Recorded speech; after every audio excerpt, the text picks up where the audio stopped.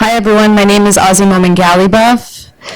On behalf of the Open Society Foundation's Public Health Program, I want to welcome you all and thank you for coming to the launch of Mariana Mazzucato's new book, The Value of Everything, Making and Taking in the Global Economy. Yes. We are delighted and honored to host this event and are also proud supporters of Mariana's work on health and pharmaceutical innovation at the Institute on Innovation and Public Purpose at University College London, where she is working to push ideas to rethink the current profit-driven system of pharmaceutical innovation into a system that is driven to meet health needs and serve the public interest. Lots more to say on that topic, but fortunately she has written a lot about that in her previous book, The Entrepreneurial State, and in her new book. I'd like to now introduce and hand it over to our esteemed moderator, Jeffrey Madrick. Jeff Madrick is the author of 8 books, including A Case for Big Government, which won a PEN America Award, and he's also the author of The End of Affluence, Age of Greed, and 7 Bad Ideas, How Mainstream Economists Have Damaged the World. He is the director of the Bernard Schwartz Rediscovering Government Initiative and is a former New York Times economics columnist. Jeff is also a regular contributor to the New York Review of Books. Over to you, Jeff, and thank you for being here. My pleasure. Thank you all. I trust you can hear me. I can't tell you how delighted I am to be here talking to Mariana. My long interest has been the neglect of government in America. I consider it the biggest economic problem we have. And when I saw she wrote this book on the entrepreneurial state, I eagerly got it. And I asked Bob Silvers, the editor of the New York Review of Books, to let me review it.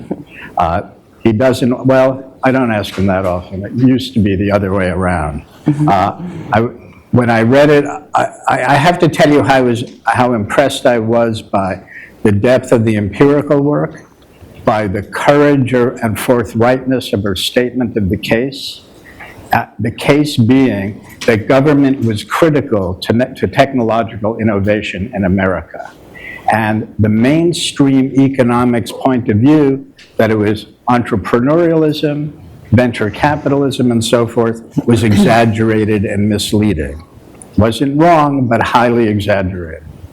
Mariana has fought that mainstream view directly and successfully with that book. And now I just finished reading her new book, and it is equally forthright and brave and well written.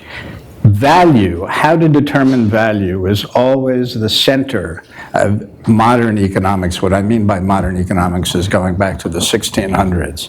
What causes value in an economy? And we went through various evolutionary stages of that: land, production, and finally the price system.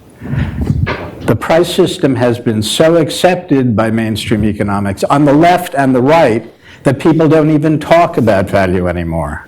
That wasn't going to stop Mariana, and thank goodness it did. Because by talking about how value is created and how misguided some economic myths are, she puts our current problems in a light that is extremely elucidating and leads to a path that might help us correct some of these. I'm not going to say any more. We're going to have time to chat afterwards. I should tell you a little bit about the details of her life. Where were you when you did The Entrepreneurial State? Which university, Leeds? Or? At Sussex. Sussex. Is loud. University of Sussex. She now has a chair. Which, by the way, if I put it into my computer, I can't, because we have this child protection thing, and because it's sex. So we have to untake out all the barriers, and now I can put University of Sussex. So now that we warmed you up, she now has a chair at University College London, which shows you that sometimes it actually pays to write economics books. And she started an institute called Institute for Innovation and Public Purpose. She's won a bunch of awards.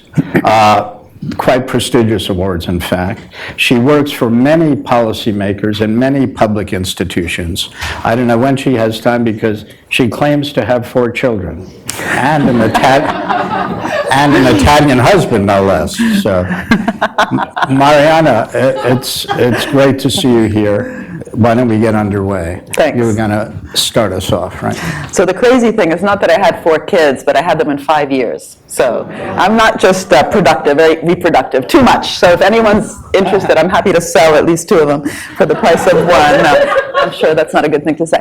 So first of all, thank you so much, Jeff, for being happy and willing to chair the evening, and to Azzy, I'm not sure where she's gone, for welcoming us here to have the launch at the OSF, which, as she said, has been really critical also in financing some of the more practical work that we're doing with my colleagues on rethinking value in the healthcare sector. And why is it we've all sort of, not so much accepted, but been conned, I should say, around these issues around value, like value-based pricing, and maybe we'll get to that later.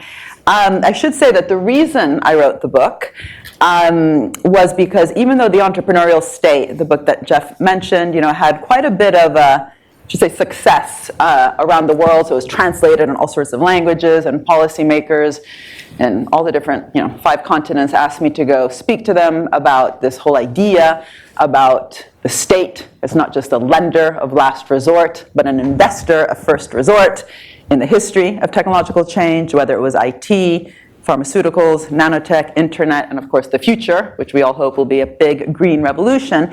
Then the actual policies that they implemented when they said that they believed the work were still quite problematic. So the nitty-gritty tools, the instruments, the levers they had in their hand, have to be designed. And the way they were designing them continued to be problematic. And when I, tried to understand, but hold on, you said you read the book. How can you then do this R&D tax credit in such a kind of foolish way? I understood that the problem was that the way that they were being lobbied by different types of stories, and there's really no other word for it, these are just stories, right? Economics is a social science, it's not nuclear physics. Was always through different types of stories and narrative and discourses about value.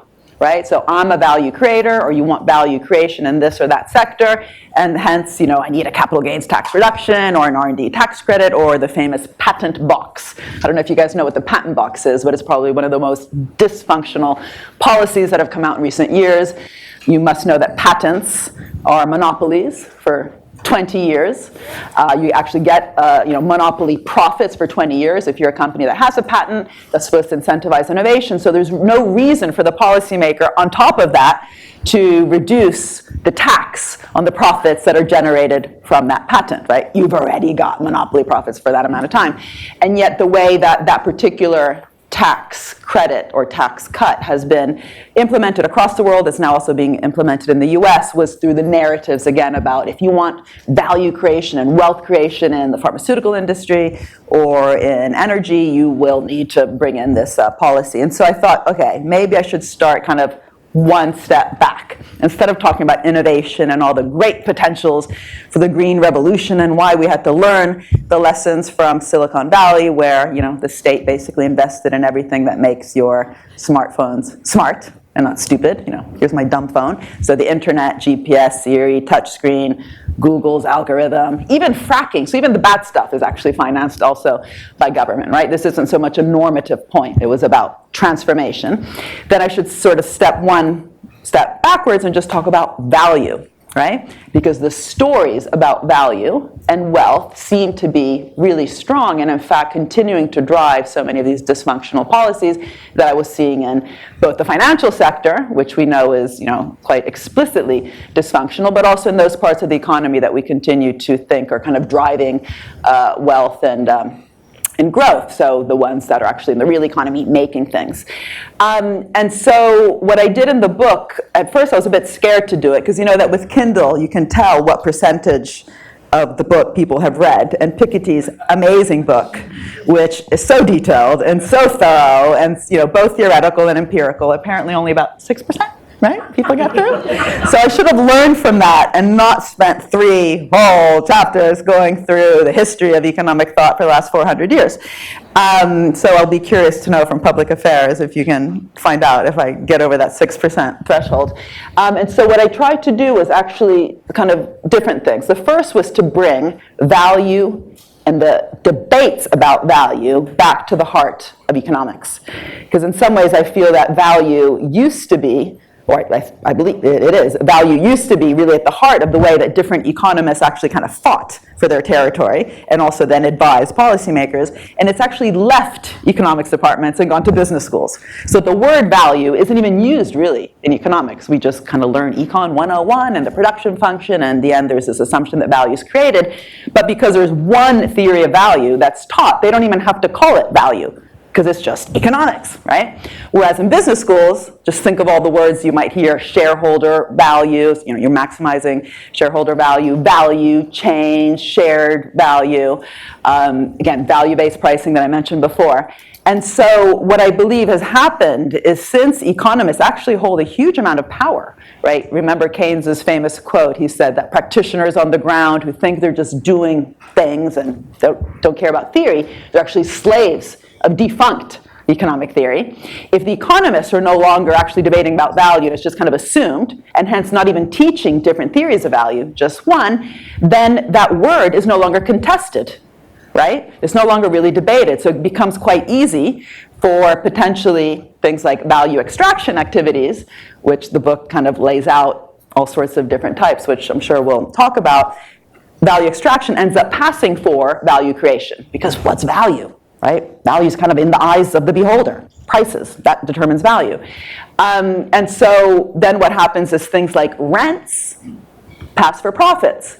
And I'm not talking about rents in terms of the rent you pay for housing, rent in the sense of how the classical economists talked about rent. And by classical economists, I mean Adam Smith, David Ricardo, Karl Marx. By rent, they meant unearned income, when you're just kind of moving around existing assets and somehow charging prices for it, versus the creation of new high-quality goods and services in the economy. And so by going through this history of sort of value theory, I just first wanted just to give a sense of there's different ways to think about this.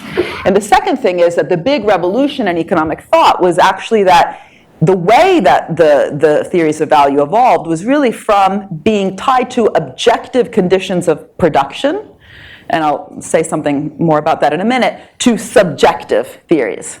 So again, value in the eye of the beholder, right? And what I mean by that is that if you look at the last, again, 300 years or 400 years, the way that economists thought about value was often tied also to the kind of era that they were living in. So the mercantilists in the 1600s, they really believed that value was tied to trade, so they focused on the Navigation Acts of 1651. They focused on the terms of trade and exchange rates. This should start ringing a bell. It's basically Trump. He's brought us back 400 years, where he focuses on, we got to get the exchange rate right, we got to get the terms of trade right, we better build some walls so this, a type of exchange happens instead of the other one, so we don't get screwed in the process.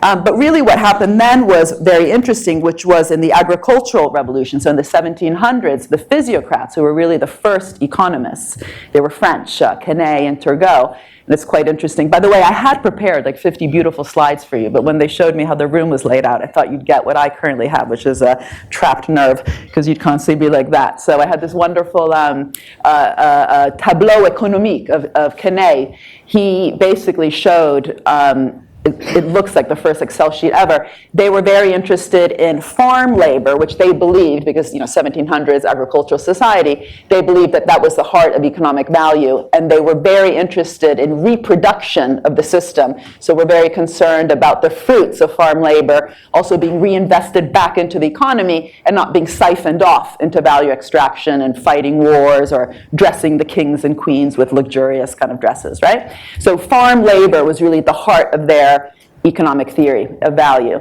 And then you had the ones that I just mentioned, the classical economists, so Adam Smith, David Ricardo, Karl Marx, living through the Industrial Revolution, and it's not surprising they placed labor, right? Industrial labor at the heart of their theory. And you really, people think of Marx when they think of the labor theory of value, but Smith was all about understanding how changes in production, changes in the division of labor, the effects of innovation, what effect that would have on productivity, on growth. He actually understood things like absolute advantage, not comparative advantage. I'm speaking to the few economists here in the room, so ignore that. But for him, and also for Marx, also the issue of distribution, who got what, profits, wages, rents, was very much tied to their understanding of production and innovation. So even David Ricardo, writing back in 1821 in the Principles of Political Economy, he had this great chapter 31 called On Machinery, and he said, uh-oh, we're in trouble.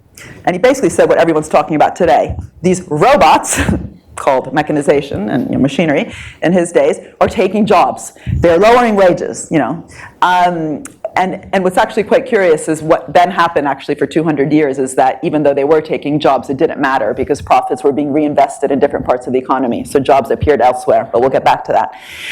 Anyway, so this focus on innovation, technological change, division of labor is objective. It's actually tied to real things on the ground, right? That you can study in different ways. You might have different theories about it, but it's tied to the real conditions of production, distribution, technological change. And so the big revolution was what came later, which is what we have today, neoclassical economic theory, which, why do I call it a revolution? Because it made the logic go the other way. Instead of having a theory of value, whether it was based on farm labor or industrial labor and industrial production and innovation, determining, say, prices and exchange, the focus became one where prices became the focus, and the prices themselves, through market supply and demand meeting, revealed value, right? So instead of theory of value determines theory of price, we have a theory of price which determines what we value. So this is why in GDP, which is our measure, right, of how to see whether countries are doing well or not, and you have politicians worrying about whether they're growing or not, and by how much, though, 1%, 1.2, 1.3, 1.35, and big, countries go down if they're not growing enough over 3 quarters, because that's called a recession, actually only includes mainly things that we can price, right? So this is why you have these funny things happening where if you marry your cleaner, GDP will go down. Right? Because something that you were paying for, there was a price for it, all of a sudden maybe you marry the person, man or woman, and they're doing the same job, but you're not paying for it. GDP will go down, or if you have pollution, GDP will go up, because the pollution itself doesn't make GDP go down, because there's no price for it, unless we implement things like carbon taxes, and that's why we do that. But the fact you have to clean up the pollution, there's a price for it, it makes GDP go up. Now, these are problems that both feminists and environmental economists have actually written about quite a bit, so you don't need me to write this difficult, complex book to get that. What I wanted to say is, you have even a bigger problem. So much of what's in GDP, because we don't actually have this debate anymore about what's valuable, what's not, what's productive, where's the productive forces in the economy, what are the more unproductive forces, how can we steer the economy towards productive capitalism versus predatory, unproductive capitalism, then you end up actually having a much bigger problem, which is that rents get confused with profits. And so then what I did for the rest of the book was actually kind of show how this happens, how it reveals itself as a problem in the financial sector, in the pharmaceutical industry, again, very much working on the research that the OSF has also financed, in the Uber economy and platform capitalism, but also in government, when government doesn't feel valued. We actually, let me just start with the government bit, because Jeff mentioned it, and maybe in the discussion we can go more to the other areas, because I should shut up at some point. Otherwise, we won't have the discussion. Let me just say about government, because it's so interesting, right? Believe it or not, the word public value doesn't really exist in economics.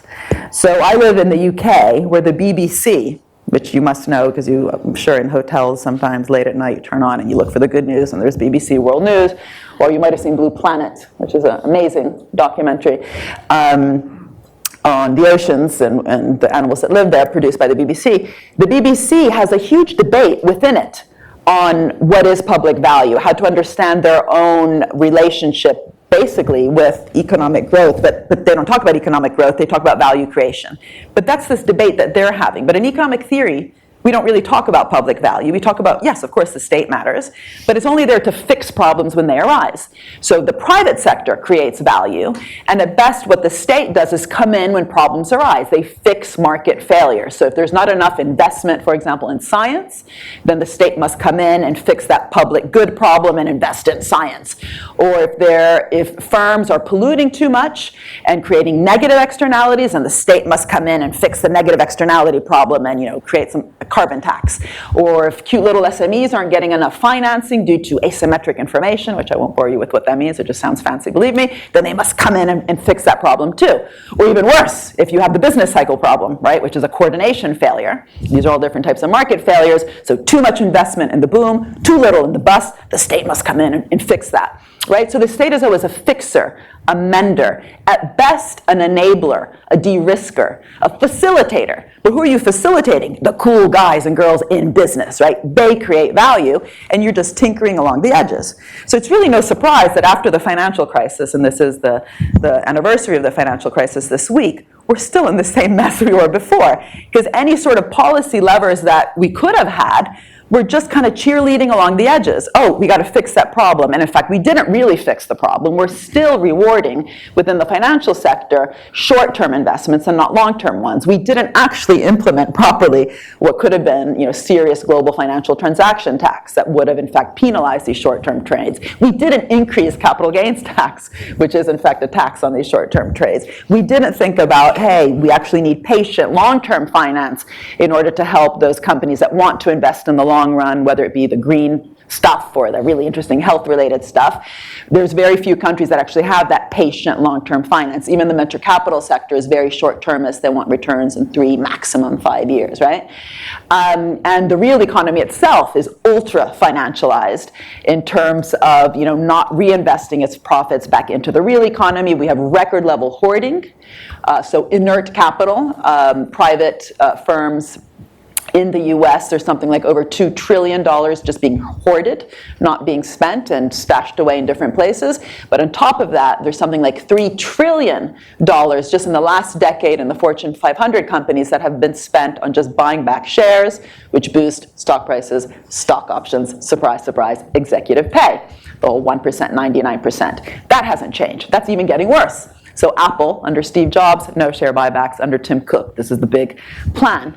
So again, when you look at that, it's not just a question that we don't have the right theory of what policy is, but it's not surprising if you don't have a theory of public value. Why should government, for example, even invest in its own capability, in capacity, in knowledge creation process to co-create value alongside business? And the top managers, of course, in the world do go to business schools where they can learn these really cool things like strategic management, decision sciences, organizational behavior.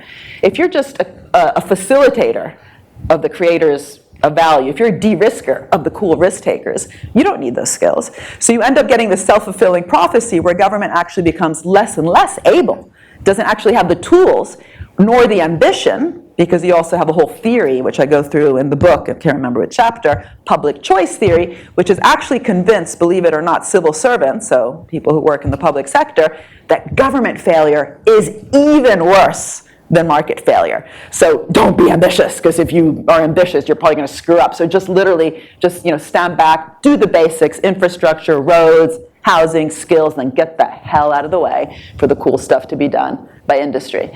And this, of course, ignores all the history, which, again, I talked about in the other book, where actually lots of these investments were taken on by governments, but also it creates really problematic contracts. So contracts which, just like in the financial sector, we know risks were socialized, but the returns then get privatized. The same thing actually happens in industry.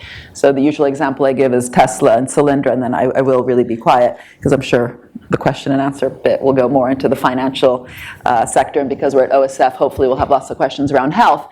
But what was really striking to me was more recently, after the financial crisis, when Obama first of all had a stimulus program. We kind of forgot about that in Europe. 800 billion was not bad, probably not enough, but it was still hefty.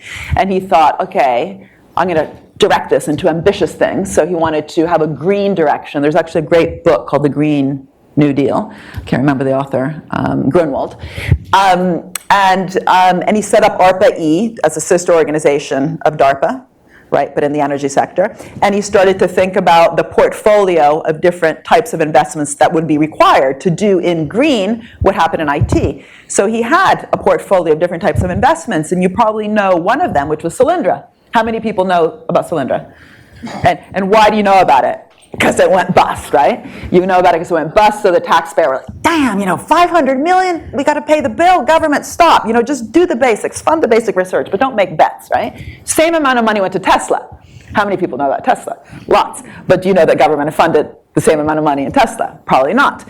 And so the question is, if you actually have this notion of government as a co-creator of value, right, then not only the skills necessary to do that, to think big, to even know how, to think about kind of public purpose and missions, like the Kennedy moonshots in space, the equivalent in energy and health, that's been diminished. But also literally, if you're going to be an investor first resort, just ask any venture capitalist. They know that for every success, you will have some inevitable losses. Instead, what Obama was told by the Goldman Sachs guys working in his government was the exact opposite of what the Goldman Sachs guys do. He said, if you don't pay back the loan to Tesla, we get 3 million shares in your company. I was like, why would you want 3 million shares in a bad company, right? So the loan was taken out in 2009, paid back in 2013, because Tesla did pay back the loan, unlike Solyndra that went bust. Price per share went from 9 to 90, multiply that by 3 million. Had he taken out, the shares based on the success, not on the failure, as if government just has to get involved to pick up the mess, that would have more than been enough to, cover the Solyndra loss and the next round of investment. But to have that boldness and that confidence, you need to really believe that you are also a co-creator of value. And so we have this, again, self-fulfilling prophecy, where today also many of these public institutions, which have been critical to American success, are not only being unfunded or defunded, right, 25% cuts in all sorts of different agencies like the NIH, but what government is even allowed to do, think boldly around some of these public value and public sector missions, has been reduced because you're just there to tinker. And that, again, becomes a self-fulfilling prophecy. You do kind of become irrelevant. And so the next step is to maybe outsource or privatize, which we can all argue is a problem, and we'd like not to see that. But if you are destroying, in the meantime, the structural composition of the public sector because we haven't understood its role in co-creating value, then that's almost the inevitable consequence. And so by bringing value back at the heart of economic reasoning, I wanted to sort of challenge these perceptions about where value comes from, and especially go back to a more kind of rigorous discussion about production and technological change and understanding the different actors along that process. Sorry, I could go on, so I will shut up.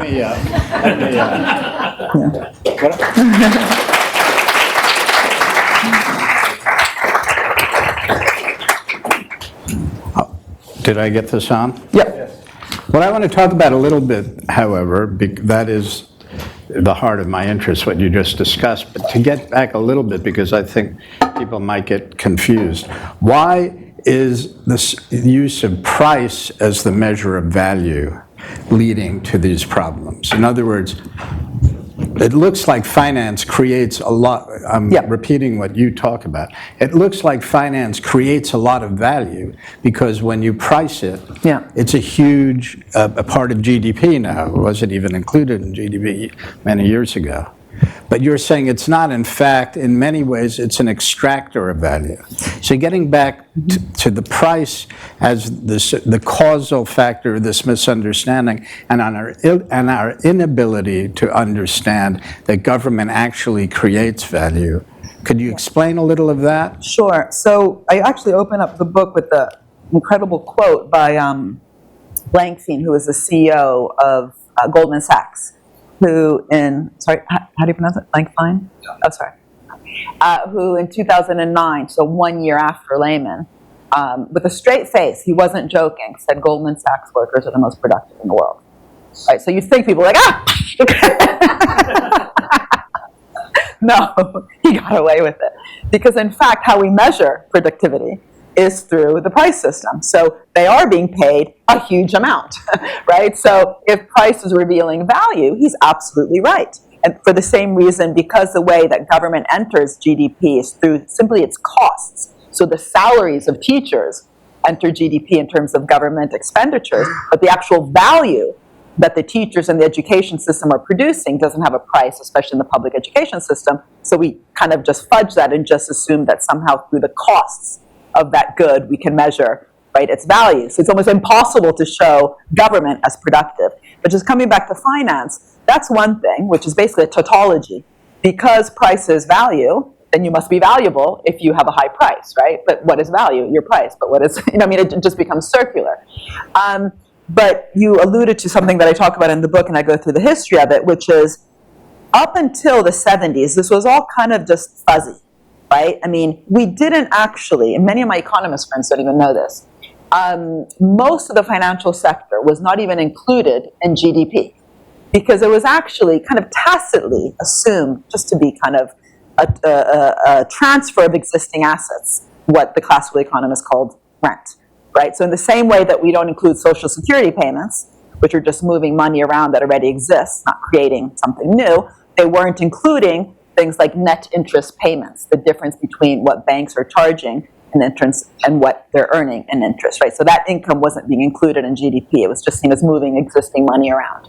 Whereas, for example, the fee that a mortgage provider would offer you, that service, right? Because we do national income and product accounting with goods and services that are priced, we include that in GDP. The service that a mortgage provider was giving you, which was helping you find a mortgage, there was a fee to that, so that went into GDP, right? So that was easy, because there was a price to it. But this huge thing, which was basically the rise of the financial sector, and if you, in one of my 50 beautiful slides, you would have seen it, sorry, you really see the rise of financial intermediation. So the different types of parts of the financial sector completely outpacing the rest of the real economy. And Andy Haldane, by the way, at the Bank of England has shown this very well. And that's one face of financialization, right? Finance rising and completely outpacing the rest of the economy because it's financing itself. It's not really financing anything in the economy. The people who were doing the standard national accounting, the SNA, it was actually a group housed in the UN, were like, uh-oh, there's a problem. This thing, they didn't call it a monster, but like, this thing is growing and we're not even counting it in GDP. Oh, well, let's give it a name. It must be productive, right? Because it's growing. Look at also the profits that are being earned. So they were put into this awkward position that they actually had to almost do the reverse logic.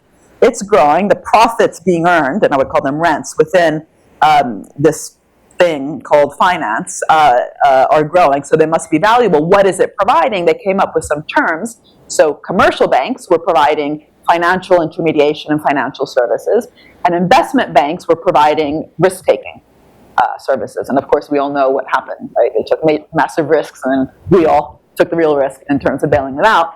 And so it was kind of, this shows where the problem becomes, right? If you don't actually have an understanding of where value is coming from, you do that kind of reverse logic. Now, I wouldn't then do what Adam Smith did. And again, one of the funny quotes I have in the slides is Smith coming up with a list of who he thinks are productive members of society. Let me actually just read it to you, because all of you are unproductive, probably. All right? And it's actually very funny. Let me put my glasses on, because I turned 50 recently. Okay, there we go. He says, he's talking about unproductive labor, and he says, in the same class of these unproductive people must be ranked some both of the gravest and most important and some of the most frivolous professions. Churchmen, any priests, lawyers, come on, I'm sure the room must be half full of lawyers, physicians, so doctors, men of letters of all kinds, that's us, professors, right? Players, buffoons, musicians, and get this, opera singers and opera dancers. Of this whole list, there's two of them. He must have hated the opera. Yeah, I actually would love to know what he had just seen when he wrote this. Anyway, so this is like really static, right? It's like, these guys are unproductive, and then you have all this industrial labor is productive. Now, what I think one of the lessons, at least that I hope that from the book, is not to do that. It's not like hedge funds, derivatives, credit default swaps, finance, blah, and then all this stuff is good. No, and in fact, the reason I forced the two publishers to change the subtitle, that used to be makers versus takers in the global economy, I said, no, that's too static. That comes to this list of the buffoons versus the cool guys. Making and taking, the verb, the more active, strategic kind of element to it means we can change things. We can change finance. We can put finance into what the economists call kind of the production boundary. We can make it more productive. It doesn't have to be based on rent. And this is what I talked about in the beginning. It's the failed experiment. We could have used the financial crisis as a major wake-up call to seriously reform finance, to actually allow it to be a more productive element of society, what Minsky called the capital development of the economy, versus allowing it to do what it continues to do, which is finance different parts of itself, which, by the way, has led to something extremely problematic. I'm sure you all know that the financial crisis was caused by private debt, not public debt, even though what happened after was all that austerity. But currently, in both the UK and in the US, we have the same level of private debt, which again caused the crisis, that we had just before the crisis popped. Right? So in the UK especially, the level of private debt to disposable income is at record levels. And it's not a surprise, right? Because people's real incomes haven't been increasing. There's all sorts of studies that have shown this. And so even just to retain your existing living standards, you have to take out debt. In fact, in the UK, they fueled that. They helped people buy houses, helped to buy schemes. Why should you buy a house if your income isn't rising? You're going to find yourself with loads of debt, right? So there's all sorts of different things that policymakers could have done. So they fueled the rise of debt, which of course, again, rewards the financial sector, which is providing that debt. And so this is the issue, that when price is value, it creates this a tautology in terms of who we value. We value Goldman Sachs, we don't value government. But it also creates a self-fulfilling prophecy. So, which is basically what I was saying before with government, but also the financial sector itself became more and more bold, more and more confident. And that's why with such a straight face, it could, even after the crisis, make that claim. And then the complete failure of policy to do anything about it. I want to get back. I think it'll be interesting to the audience to be as clear as possible about how this, what you're saying is most of these financial assets were mispriced. Mm-hmm. They were the wrong price. The mainstream economics profession insisted, by and large, that can't be the case.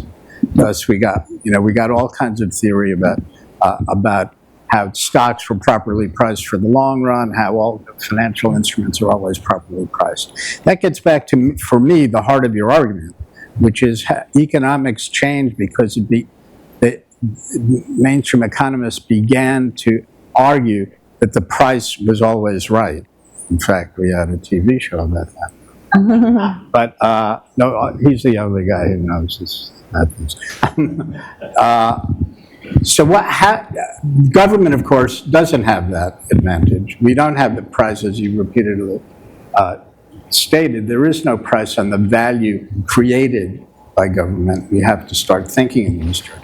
How does finance extract value? And you mentioned it briefly in passing, but I think it's important for people to realize that your argument is finance didn't add value.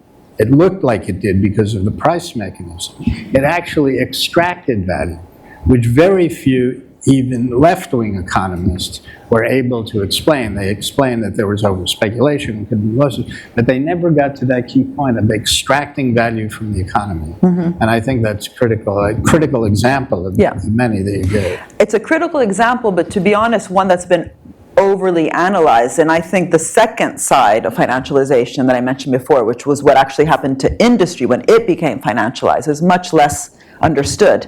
So the first one, which you were talking about, was, if you actually have a financial sector which is built on creating different types of products like derivatives, which are basically, putting different types of risk together, but slicing it up so much that no one even knows what they're looking at. The only way to actually think that you know what the value is through the price, because you're not actually, there's a huge issue of also transparency and secrecy, to be honest, in the financial sector in terms of the degree to which risk was spliced. But that has been analyzed. That has been, in some ways, told also through great movies, from the Inside, what was it called? The Inside Story, Inside Job, to other ones. The other side, which I think is much more still a problem because people don't get it, is this issue of financialization of sectors in the real economy. And pharmaceuticals and energy are the worst. Okay, and this is the problem where when short-term returns, which were driving the financial sector, also become the way that industry is run, what's happening. And the theory of value driving that is very interesting. So this notion that you have to maximize shareholder value in order to create growth comes from a particular theory that was basically pushed out through business schools worldwide by people like Michael Jensen, which were based on a particular notion also of risk-taking. So, we all know or think we know that, capitalism is different from feudalism. Why? Because of innovation. There's lots of change. Marx talked about this. Feudalism was 500 years of inertia. Not much happened, capitalism, all this change, and hence you need risk-taking. You have to be willing to kind of take risks to make that happen. And so it's quite curious that the theory of shareholder value actually was a theory also of risk-taking. They argued that the reason why it's good to maximize shareholder value is that shareholders are the biggest risk-takers, and we know you need to take risk in order to create value. They are what's called the residual claimants. So the idea is that everyone else in the economy, everyone in this room, unless you're a big shareholder, so everyone else in the economy has a guaranteed rate of return. So workers get their salaries, banks get their interest rates, governments, do what they need to do, don't take big risks. And if there's anything then left over after production occurs and everyone's gotten their guaranteed rate of return, if there's a residual, right? The residual is the extra that's left over at the end. That's what the shareholder gets. And so this idea that actually the shareholder is risking getting nothing, right? They're the residual claimants, also is this notion that they're also, hence, the biggest risk taker. So when you do have the biotech boom, the nanotech boom, the internet boom, and what's becoming now the clean tech boom, when there's something left over, they actually deserve to get the booty at the end. And the share buybacks are also a way to do that, right? But that's based on a particular notion of who the value creators are, right? Somehow government is being portrayed as, they're just, again, fixing things, but workers are getting their salaries. The different elements of production are kind of getting what they, set out in their contracts, but the real risk takers are the shareholders. So, having gone through the history, again, of many of these technological revolutions in the entrepreneurial state, where for every internet that was publicly financed, you had huge amounts of failures as well. That's completely false, right? This notion that government had some sort of guaranteed rate of return or has a guaranteed rate of return is false. But what's interesting, the reason I'm kind of spending a bit of time on this is that here too, you don't have a lack of critics of short-termism, right? Even what's his name, of BlackRock's head, Larry Fink wrote a whole letter to businesses worldwide saying you have to refine your social purpose, there's too much short-termism.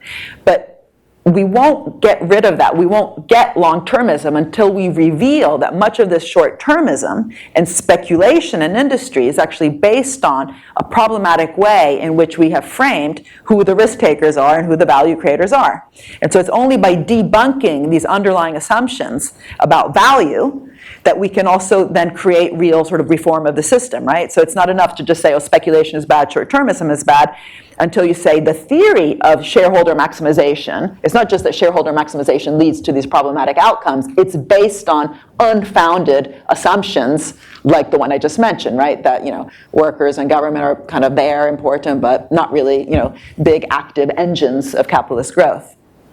And this, by kind of going back to value as being the center of the way in which these things happen and the way that it's so easy then to capture the story about where value creation and wealth creation happen to then earn these very above average returns is what the book's trying to debunk. So, going to the kind of essentials of the narratives of value. So let's just quickly, I'm going to ask one more question and then open it up to the floor because I know you have many questions. Solutions. Mm-hmm. Quickly, a few key solutions. So, by the way, I have this unpublished chapter, which was the conclusion, which had a list of so many different solutions. And then I thought, no, hold on. But then I should have actually interspersed them in all the different chapters. Each chapter should have ended with solutions. And I kind of regret that I did a conclusion chapter, which was much more inspirational with a touch of different solutions. But the reason I did that was because I felt that the point was really to reframe things and then to give a touch of the different solutions, which I think, as we were talking about before this event, are there, but there's so many different things that can be done by repositioning, for example, the policymaker, not just as fixing a market failure, but as an active co-creator. And if you look, for each chapter, right, so just take finance, the obvious things there are implementing things like different, like public banks which, even in countries where they exist, like in Italy, we have Cassa Depositi e Prestiti. Don't I sound Italian? I'm Italian. CDP. But it's actually not a very ambitious public bank. It basically just hands out money to dying sectors to sort of prop them up. In Germany, they have the KfW, which is a public bank, which is a very active public bank, which provides patient long-term finance to solve societal problems, right? So they have the Energiewende mission in Germany, which has been set out to really transform Germany in a green direction, and that bank is providing that strategic long-term finance to any type of organization that is willing to transform itself in order to reduce the carbon emissions of the country. So even steel, which in many countries is quite inertial, including in this country as coal is, in Germany, steel industry didn't get money because it's steel, but because it was willing to transform itself. In fact, it's massively lowered its material content. But that patient long-term finance is something that, for example, in this country doesn't exist. And so again, reforming finance, turning it to become more productive as opposed to its unproductive rent-seeking self. The other thing is limiting share buybacks. They actually used to be limited. The degree, and Bill Lazanik has written quite a bit of this, of what actually happened in terms of the Security and Exchange Commission in some ways getting captured. There's no reason we shouldn't limit share buybacks. In fact, for those companies, and there's many of them in all sectors that are receiving so much different type of government support, and again, that's what my previous book was about, just showing that support. But in this book, I argue that there should be a contract. If you're actually getting these government investments, then the return for that investment is not necessarily just the kind of equity example I gave before, but a return could be asking companies, if you want this kind of investment, from the public sector, whether it's in energy and pharma, you have to reinvest your profits. That, by the way, is what got us Bell Labs. Bell Labs was an investment by AT&T, one of the most innovative innovation labs ever, and it was forced into existence by government in order for AT&T to retain its monopoly in the telecom sector, which was not God-given but government granted. They had to reinvest their profits back into the economy, so not hoarded and not financialized into innovation, big innovation beyond telecoms. There's all sorts of ways, again, in terms of the contracts that we actually have, the outsourcing that goes on, which is enormous. That itself might be seen as a problem, but it's really much more the characteristics of it. So when government is, giving out contracts to the private sector, there should be really strict conditions in terms of what needs to be given back, right? Because government isn't there just to facilitate you, but co-creating new spaces. So in England, for example, we have privatized rail and allowed people like Richard Branson to come into the rail industry, but with no strong conditions attached in terms of what should have happened to rail in terms of investment in making sure that the rail was modern, green, and fast, right? So we have actually a crumbling rail system because the contracts were given out to the value creators. Prices in the pharmaceutical industry are incredibly problematic because, again, as I say, they are not reflecting the value that was collectively created by the different actors in the system, which are not just the state. I already mentioned the NIH. These are increasingly also philanthropies, like in the UK, the Wellcome Trust. The prices should absolutely be reflecting that collective value creation process. Instead, they don't, because somehow the big pharma has completely monopolized the discussion about the wealth creation in the sector. So yes, they have to charge these very high prices because they are the ones who are creating value, and fine, later you can have welfare state institutions reducing those prices. That's a very inefficient way to set up a system, and that's why this report that we're putting out in a couple weeks argues that we should almost think about health like we do in the military, where you want to win the war, you put in a lot of money to fund the upstream stuff, and the downstream prices for the things you financed, of course, actually reflect this contribution that was put in by the DARPAs in that sector. And so we call that a mission-driven approach to health innovation. But anyway, these are just examples of the completely actually kind of common sense but transformational policies that you would have if you really kind of unpick the way that value is thought about in these different sectors. Okay, thank you. We have about 20 minutes or so, do we not? Mm-hmm. I think at least 20 minutes. We can go 10 minutes over, yeah, so 20 minutes. Okay, so let me ask you all to put your hands up. I presume, do people go to the mic, or is a mic going to them? And can we say that they say their name and who they are? Sure. Oh, okay, so I have to pick on people. I have to choose. So I'm going to choose, to begin with, this young woman over here behind you. Hello. So thank you so much for the talk. I have one question. You've changed my mind around the role of government and in many other ways. There's one thing that I'm a little bit hung up on, which is the concept of the maximizing of shareholder value, and that this is a goal. The question is around how can we unsee the fact that these initial investors, like that they actually do take a lot of the risk, right? And they do risk getting nothing. And I understand that, of course, the workers contribute, of course, the government can contribute and all of that. But my question is, how can I unsee that risk that is being taken and the value of that risk? Can you just tell us your name? My name is Katja. Hi. Oh, okay. Can you handle 3 questions? Oh, yeah. So, did you have, okay. Yeah, Jerry Spivak, and I was at the Bell Labs you were talking about. What I want to find out is what you think is the probability of any of these marvelous things, these solutions happening. It seems in our current climate close to 0. So I'm just wondering what your thought is. And let me go farther back. There's a young woman on the left. Hi, Mariana. Your passion, expertise for this area is really evident, so thank you. My name is Lippy Roy. I'm so not an economist, but I'm a doctor, and I practice addiction medicine, and mostly for the underserved. So prior to moving to New York, I was a doctor to Boston's homeless population, among whom the leading cause of death was drug overdose. And I moved to New York. I was the former chief of addiction medicine for New York City jails, including Rikers Island.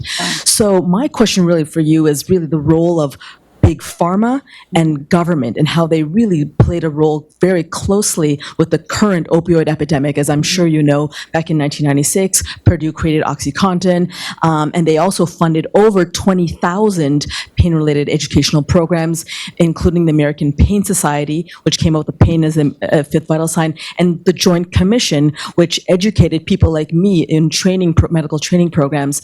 But they specifically said that opioids aren't addictive, and then they said that opioids for chronic pain was evidence-based. 2 points that were patently false. But they could not have possibly sold billions of dollars worth of OxyContin if it weren't for the complicit role of the FDA and the DEA in increasing quotas. So I just want to get your sense as an economist on how we can really prevent things like this from happening in the future. Thank you. Yeah.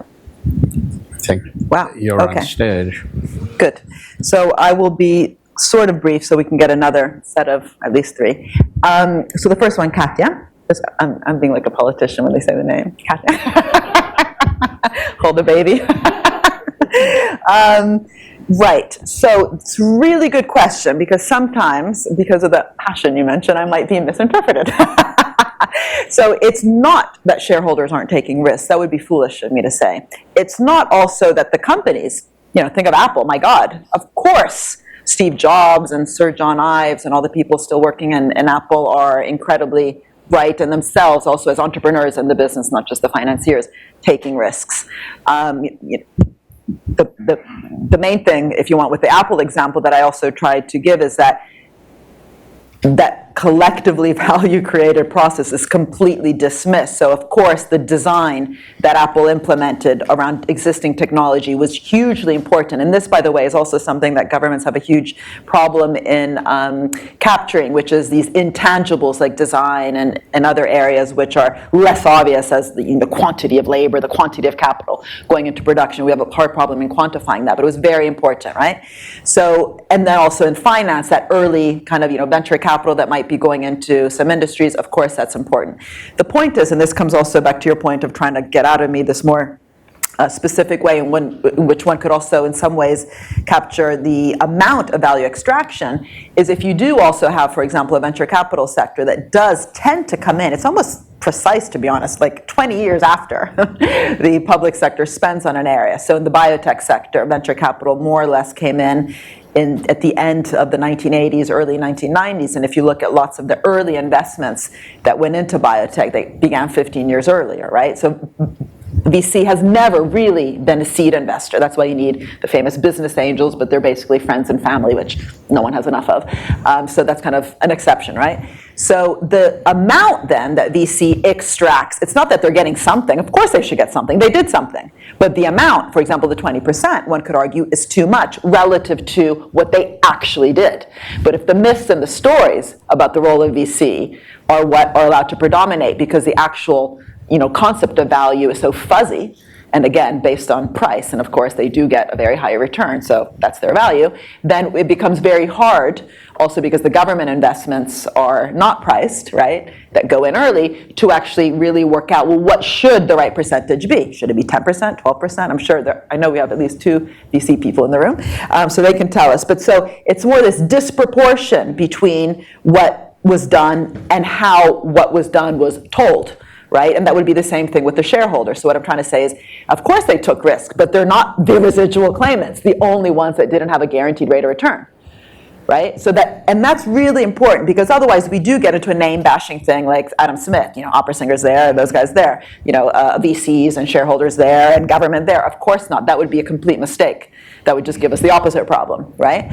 And so that's why also I really believe in also the Scandinavian model, both of corporate governance, but also how policy is done in terms of stakeholder governance, different actors at the table, both in terms of thinking about investments of companies, right? So if workers in a company in Scandinavia are going to be willing to take on lower wages, that will always be in exchange for investment in their training, which will also make them more flexible and adaptable to innovation, for example, in their area. So, these things anyway get negotiated with different value creators at the table, government, business, trade unions. Jerry Spivak. Well, the probability, it depends. First of all, it depends where you're talking about. I've been working a lot with countries around the world, and whether it's Singapore, Dubai, some things happening in Chile, up until recently in Brazil, China. China today is spending $1.7 trillion in greening in its economy in very active kind of entrepreneurial state kind of ways. It's not perfect. Of course, there's huge problems in China. It would be foolish to say China's heaven. But it's really interesting that China's learning actually the lessons of what actually happened in Silicon Valley.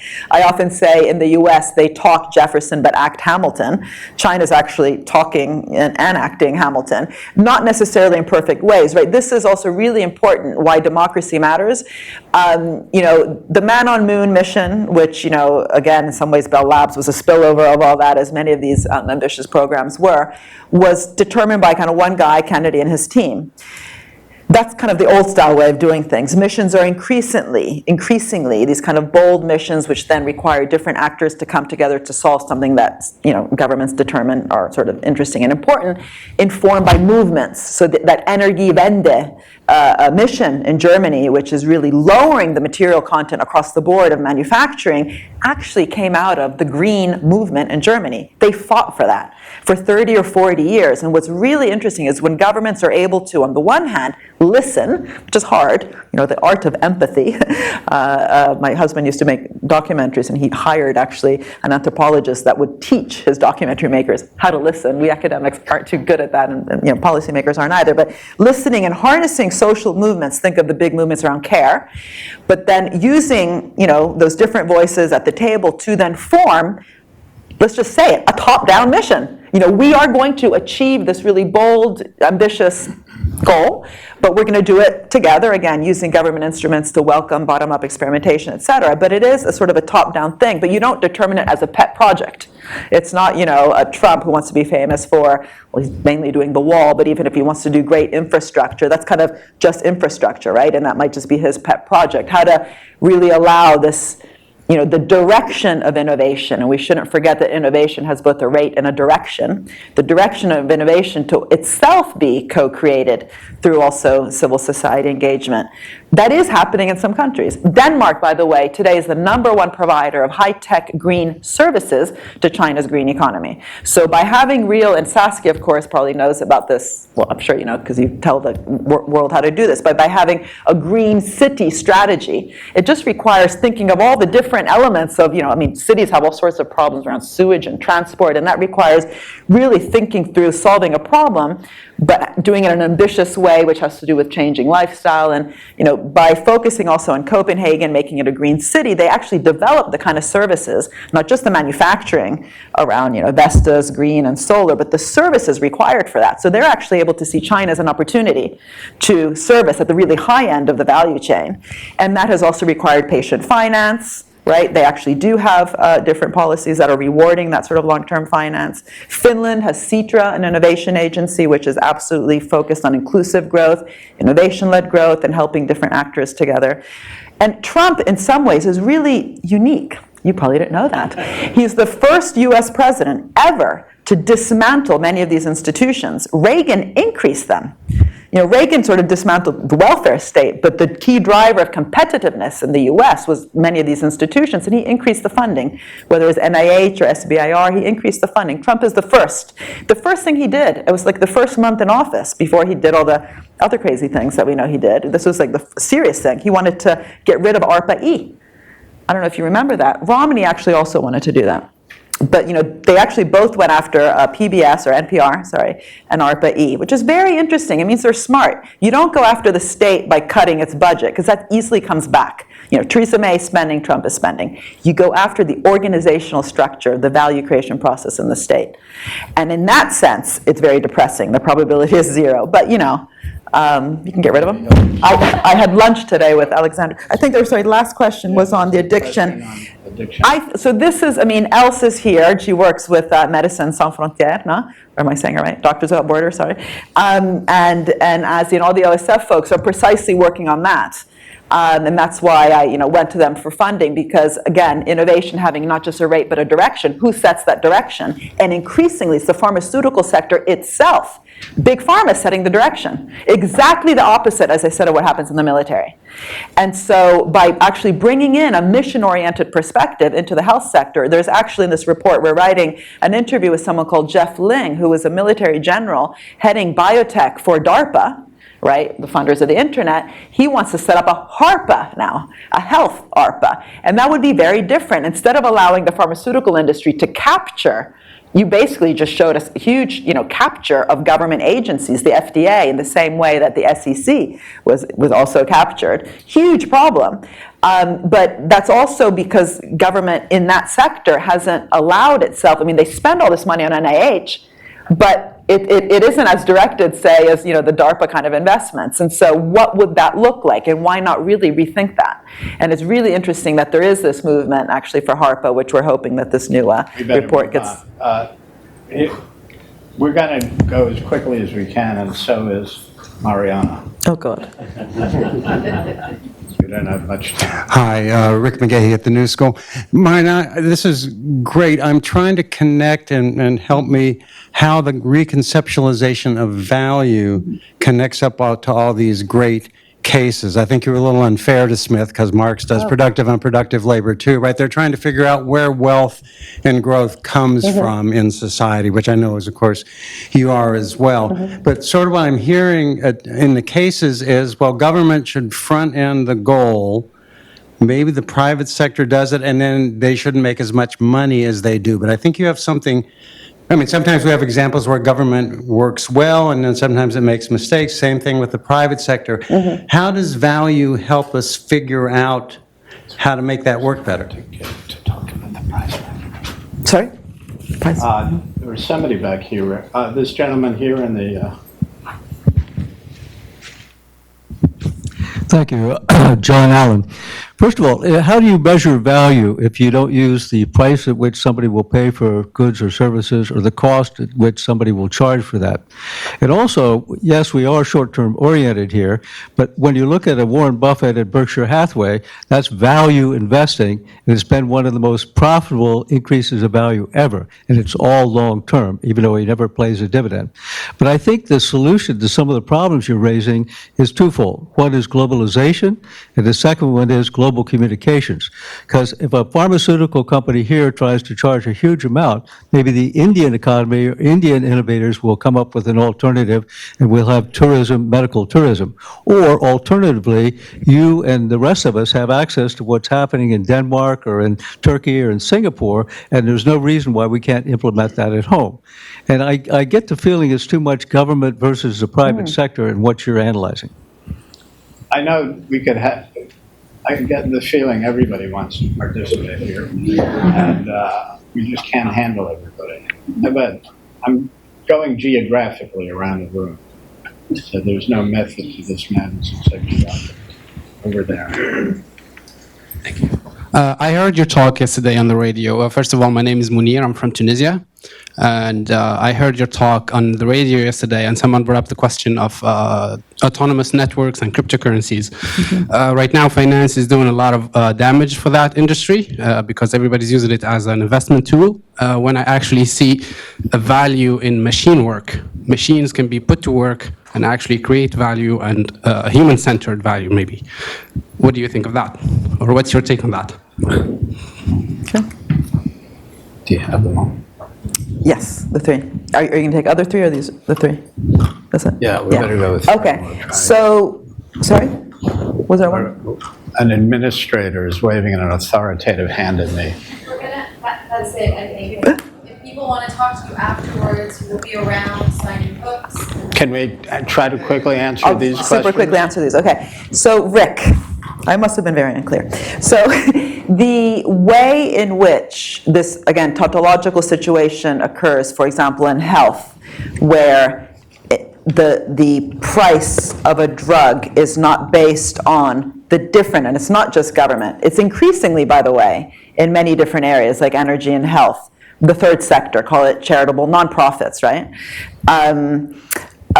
Collectively created medicines, right? If the focus is not on the objective conditions of production, who did what, but on narratives and myths of who did what, right? So the power of big pharma being able to continue, I mean, it's quite striking because many people, I mean, this is actually an area that many people know is quite wrong. But again, the tools for really unpicking why it is that value-based pricing is so problematic, because it's just kind of almost popped up out of thin air, right? Because first, the whole point is that they were revealed to be lying when they said, we are the only ones investing in all this R&D. We have to recoup our R&D costs. In some ways, that was kind of almost a classical way, right? Because they were actually talking about production. We've done all the production, so of course we should have high prices to recoup those costs.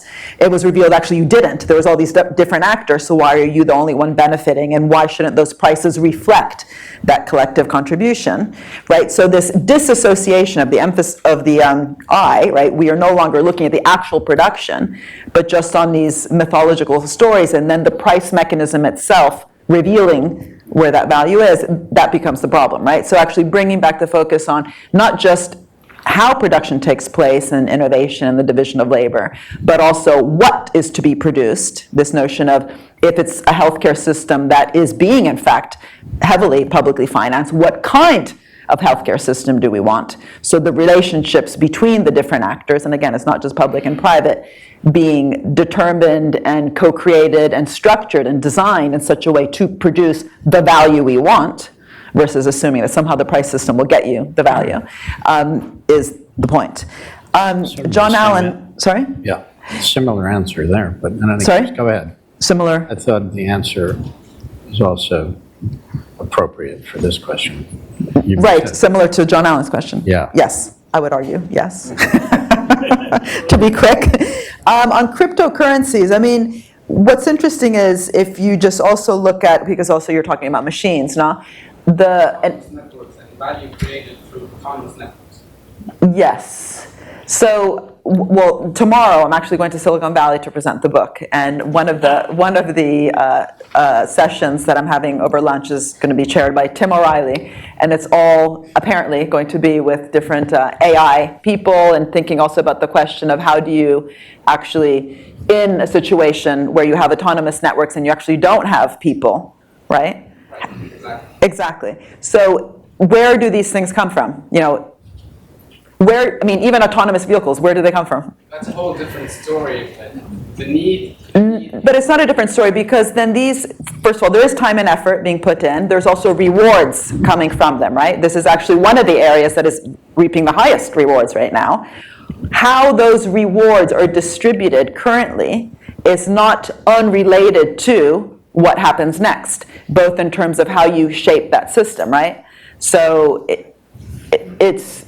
The decisions behind it. The decisions behind it, but also, I mean, one of the striking things, again, with neoclassical economics is that compared to classical economics, where there was a very strict relationship in understanding how production was then related to distribution, right? Profits, wages, rents, and interest, depending on how, you know, who owned the means of production, how production actually took place. So again, Marx's big concern was the effect of actually mechanization precisely on the profit-wage relationship, because the exploitation of labor is, in some ways, it's exactly the question you're asking in Marx, but I know you're not saying it as a Marxist.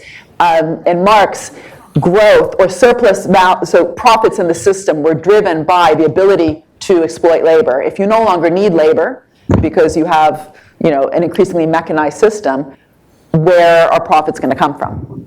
I have a follow-up question. I don't think we don't have time. There's a follow-up room right out here. But can I just say, I just want to say that that's a I personally think that's not the question that we should have today. It's how are we actually collectively deciding, not just, you know, how to restructure the healthcare system, how to think about the equivalent of the moonshots that I was talking about before, but how can the distribution of the rewards themselves be better aligned to the creation of these systems? So where in your approach do you think these things, these possibilities are coming from? They're actually coming from, rearrangements of production factors. Or where are they coming from? It's not manna from heaven. Yeah, but that's currently completely disassociated from how the returns from those systems are distributed in the economy to produce kind of the next round of future opportunities. Okay, let me thank you all for coming. Thank you. Thank you, Jeff. You know, if I'm on. Let me thank OSF. Let me thank Mariana. I just want to wrap this up with one comment. The go-to solution by most progressives for creating jobs is infrastructure, unanimously. Mariana writes, infrastructure is a modest demand. I think that summarizes your book. Thank you.